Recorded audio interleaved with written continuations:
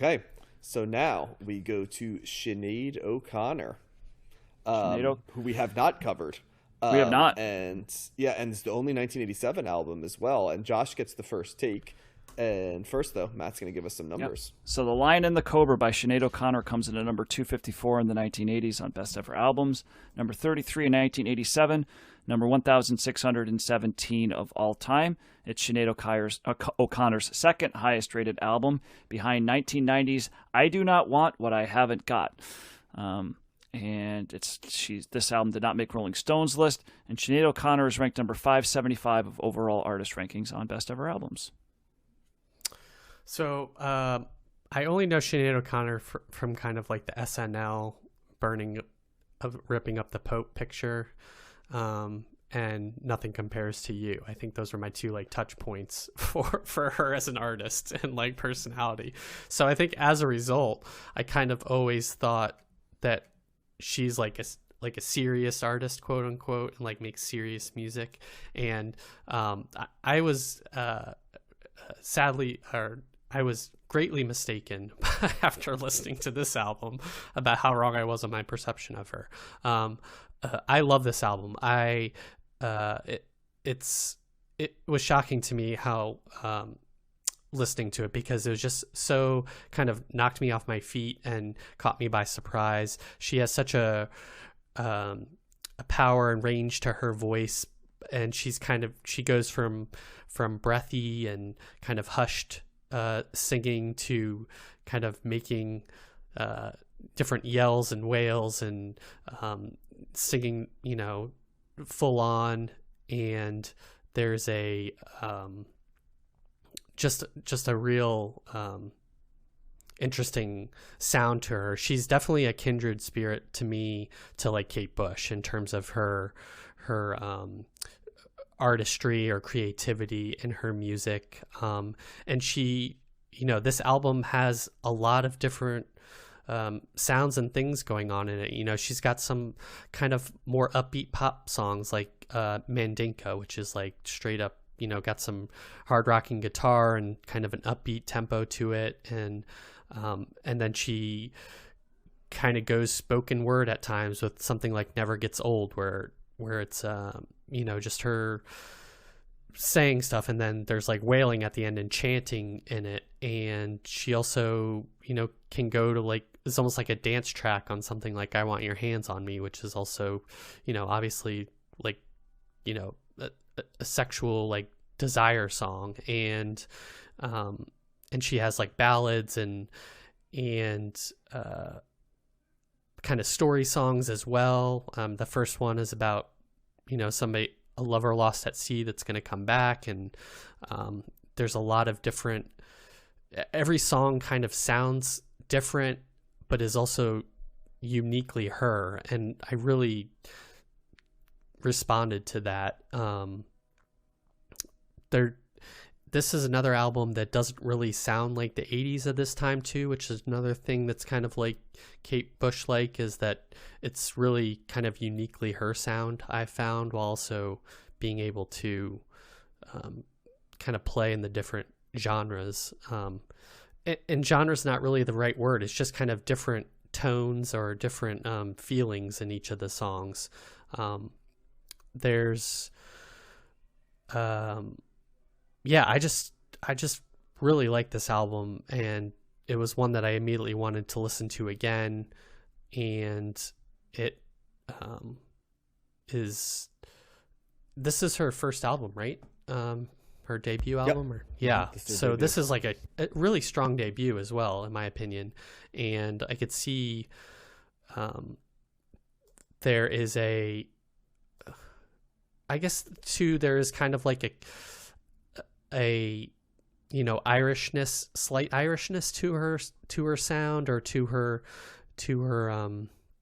vibe, but it's not really like Celtic. I don't get too much of that sort of thing. So it's just just a really compelling, like it's a little ethereal at times. I'm throwing out a lot of adjectives, but it just was an album that mainly her voice and sound really impressed me, and it was just a captivating listen. And So big thumbs up for me. Going to be very highly rated at the end of the decade. Yeah, I love this album. I knew a lot of the songs on this album, but I don't think I've ever listened to this album all the way through. But I Mandinka, Jerusalem, Troy, Drink Before the War, those are all songs that I can remember listening to. Like, I got a college radio station out of Seton Hall when I was growing up, and I really attribute that radio station with taking my taste from, you know, stuff I still love, right, but more pop oriented and mainstream, to like introducing me to stuff that I was processing, if not quite processing, as being as edgy or indie as it was, right? And I think some of it is because you listen to songs like, you know, Mandinka, and they're like excellent like mainstream pop songs, but they're also very much indie songs. I know you mentioned Kate Bush, and I definitely hear where you're going with that, Josh. I think the thing that strikes me is there's an alternate timeline where like Sinead O'Connor is like a massive, massive star, but I kind of always have found her to be a very, like in some ways a tragic figure, but also the last thing I think she would ever want is to sort of be pitied. Because, you know, the thing that most people know about Sinead O'Connor is like two things, right? That she sang Nothing Compares to You, which I feel like you have to arbitrarily now say, you know, Prince wrote that song, you know what I mean, to kind of do that. And the other is that, you know, she tore up the picture of the Pope on Saturday Night Live, and which I'd like to point out, by the way, she was completely right about. So, like, you know, I just chuckle at like how it, you know, killed her career, even though she was 1,000% right. And the balls it took to do that was pretty freaking remarkable. And yeah, I don't usually say controversial things, but you know what? Like, you know, shine on, Sinead, because in Ireland in particular, it was particularly galling. And that is sort of what she is, right? Like, she speaks truth to power. And I mean, she is like at this time, she's a gorgeous woman, right? But she chooses to shave her head and basically dress in shapeless clothes, right? Like, and completely intentionally. And she was very aware of her image. I mean, even when she surfaced recently, I remember she surfaced kind of like 10 years ago, kind of telling Miley Cyrus to be careful about the music industry, and kind of, you know, Miley Cyrus made fun of her a little bit, and everybody's like, oh, look at Sinead O'Connor. But like, the intentions were pure, you know what I mean? It just kind of there was a lot mixed in. And so there's a part of me that's always, because like when you listen to this album, you're like, holy cow, like there's like a huge pop star here. And, you know, she did have I don't want to, you know, minimize that she, you know, there are multiple hits on this album, and obviously, you know, her next album is gigantic in terms of both sales and the single. But the other thing that you hear with this is what a debt so many like 90s singer-songwriter females owe to her. I mean, Alanis Morissette, Liz Phair, I mean, all of these people, you know what I mean? These are, you know, you listen to this album and you're like, oh my God, like you know, you put an immediate line, right, to those type of conventional songwriters. I think she, at times, you know, she's jumping genres here, so it doesn't pop out to you as much. Because like, I Want Your Hands on Me is like a mainstream dance song, right? And like you said, Josh, there's some that's almost spoken word. You know, Troy is this very well written song that seems like a love song, but she has said it's about her mother, which is interesting because it's this very passionate song. It's almost like a precursor to like Nothing Compares to You in terms of like the stark emotion of it. But there's a femininity to this album, but there's a femininity that bounces between vulnerable and volatile, right? But also like protective of your sexuality and like explicit in your sexuality. And that's where I think it's sort of, you know, what caught people's attention with like You Ought to Know, right? Like Alanis Morissette, that it's like, hey, here's this female, but she's also, you know, writing this song with these explicit lyrics. Or like what shocked people so much about like Liz Phair, right? And Exile in Guyville. And, you know, there's elements kind of what like PJ Harvey was, right? Like this person who was sort of androgynous, but also could like be ridiculously sexy, you know, in like a feminine way, and even hard rocking, but also vulnerable. Like they're all, you know, there's more examples Fiona we could Apple have. Too, I would say. Tori Amos, Fiona Apple. Like there's just a lot of these folks coming in the 90s, and really, you know, we've just started to open the gate up a little bit, right, to predecessors of the different types of like, and I don't like to niche female singers into these things, but like Natalie Merchant kind of was what one was looking like, right? And and like Sinead O'Connor was kind of like what another was, and we're bringing in sort of this space again, and we mentioned I think during the 10,000 Maniac ones, there was like a period in the early 80s where there just was not really like female singer-songwriters. As much as there was, they were going for like mainstream, true pop success, right? Or they were singing standards, right? But there was not sort of that like definitively feminine, woman speaking to women, type of music, that's there. It kind of fell out of vogue for a while. And now we're starting to see it like really kick its way back in and create a presence. And I haven't even mentioned that while it's not like this, this is going to lead into things like Riot Girl and stuff too, right? In the early 90s, which is going to be like a unabashedly, female genre, right? Like females, writing songs for other females. And, you take that Riot Girl sound and you extrapolate it out to like later, right? Like, because we're going to do the Indigo Girls who are coming up soon too, right? And that's another lane of where we're going with this type of sound. But yeah, Fiona Apple you mentioned. I actually think in some ways Fiona Apple is the continuation kind of the Sinead O'Connor presence. But there's been a lane for a lot more women with that, like Erykah Badu, right? Like Lauryn Hill, right? Kind of have that combative thing where they're these beautiful women, right? But they fight against that idea of being pigeonholed, and they're often sort of portrayed, right, as being not well, right, or aggressive, and a lot, those two, Fiona Apple, Sinead O'Connor, they're always there. But to some degree, I think that's kind of them rejecting, the idea of like being neatly placed in a box. And this album, not just in terms of her persona, but also just jumping around to all of these musical styles, really is a good example of that. And her voice is remarkable, like remarkable, great voice. Really just compelling, draws you in, at least for me. And Josh, it sounds like it hits you in that same way, where it's like stand up and take notice type compelling. So, but Matt, I don't want to take your entire lane, but yeah, this one's a strong thumbs up for me as well.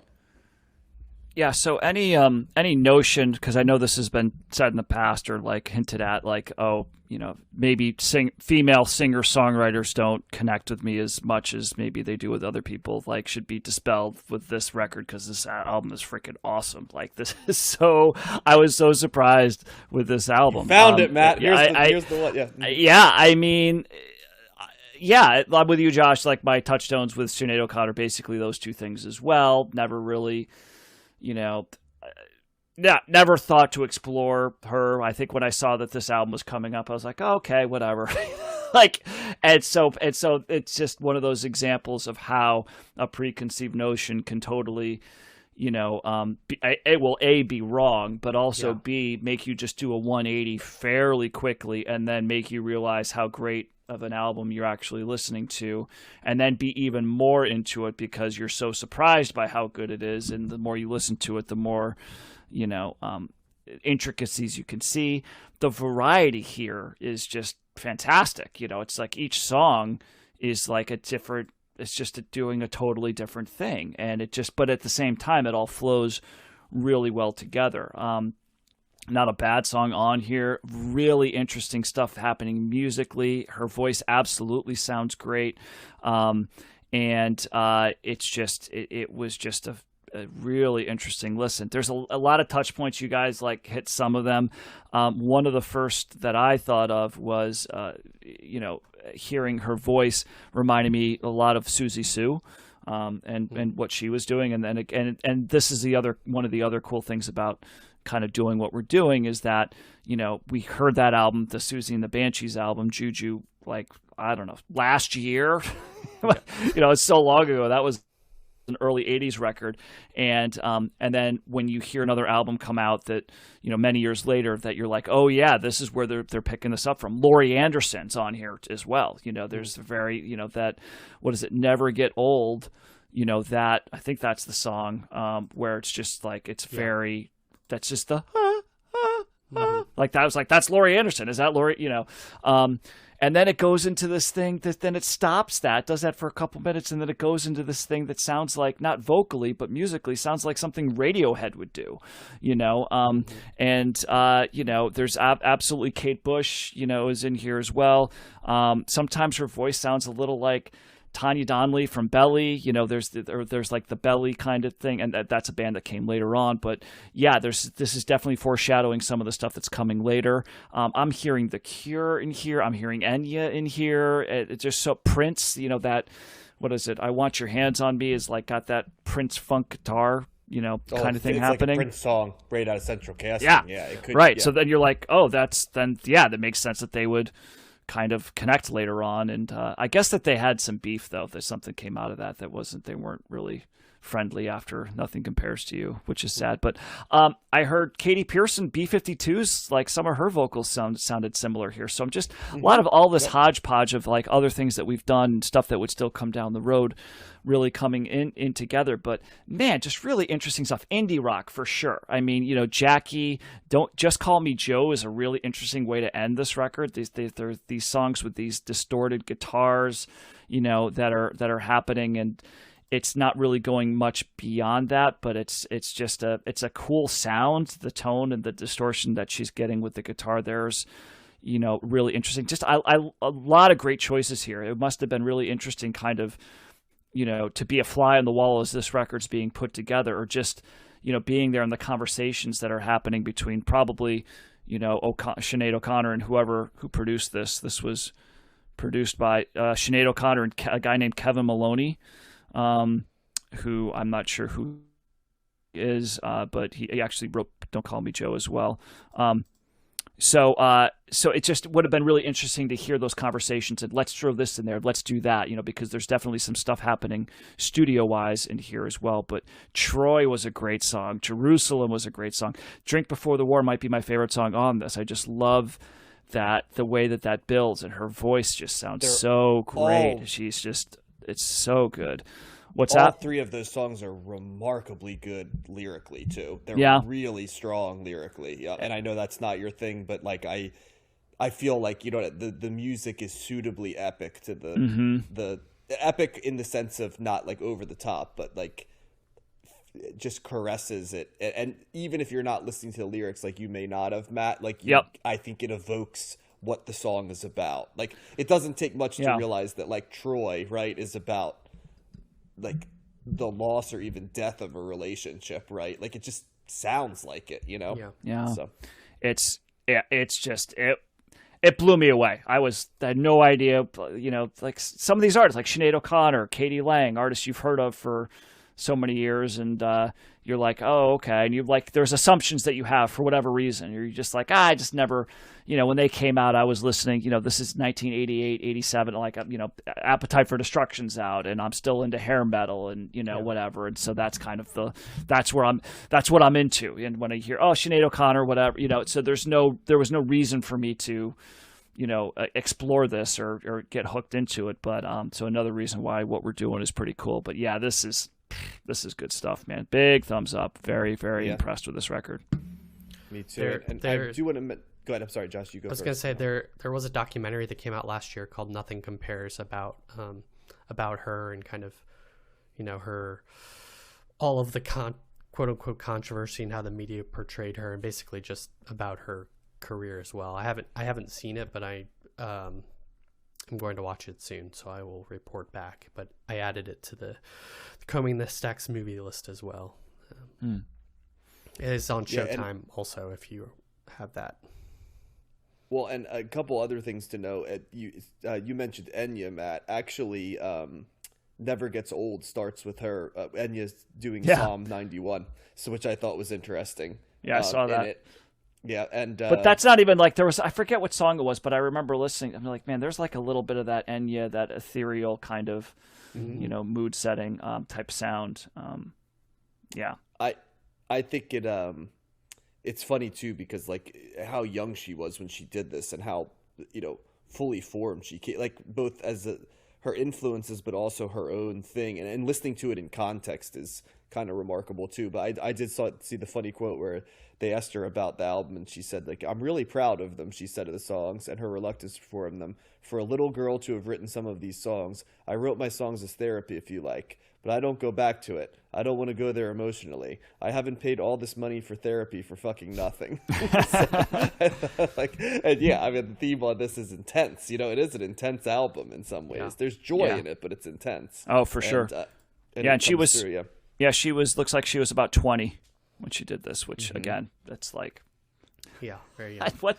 what were we doing at 20? Certainly not well, this. I mean, just the like the emotional resonance. You know, I wish I was that emotionally complex. Well, you maybe know what, I don't don't like, wish I was that emotionally that's what I was just going to say. I Yeah. think I read a little bit about her childhood, and I don't think you want any part of that. You know what I mean? So like, oh yeah, I know. She and her you mother notably had like and I know that a lot of her, like a lot of the Irish, women who, Dolores O'Riordan, right, of the Cranberries, had sort of a similar type deal, like, some abuse and challenges with the Catholic Church and the themes of war, right? I mean, and my roots are part Irish, and I might be a little biased, but boy, the Irish can tell a story, man. That's one thing that's a part of the genre, right? Like, or the ethnicity, I guess, is that storytelling gene. So, well, and it speaks to, like, if you grow up with a lot of challenge, a lot of pain, a lot of trauma and stuff like that,